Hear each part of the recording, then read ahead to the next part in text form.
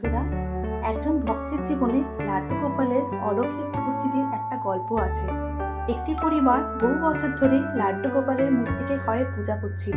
তারা প্রতিদিন তাকে খাবার দিতেন, স্নান করাতেন এবং সাজিয়ে রাখতেন।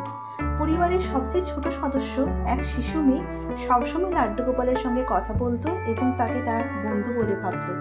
একদিন পরিবারের সব সদস্যরা লক্ষ্য করলেন যে প্রতিদিন মন্দিরে রাখা খাবার কোথাও উধাও হয়ে যাচ্ছে। তারা ভেবেছিলেন হয়তো ইঁদুর বা পাখি এসে খাবার খেয়ে নিচ্ছে। কিন্তু আশ্চর্যজনকভাবে একদিন তারা মেয়েটিকে লাড্ডু গোপালের সঙ্গে কথোপকথন করতে শুনলেন এবং মেয়েটি বলল, লাড্ডু গোপাল, আজ তুমি মিষ্টি খাবে না? এরপর মেয়েটি আবার বলল, না, আজ তিনি মিষ্টি খেতে চান না, তিনি মাখন খেতে চান।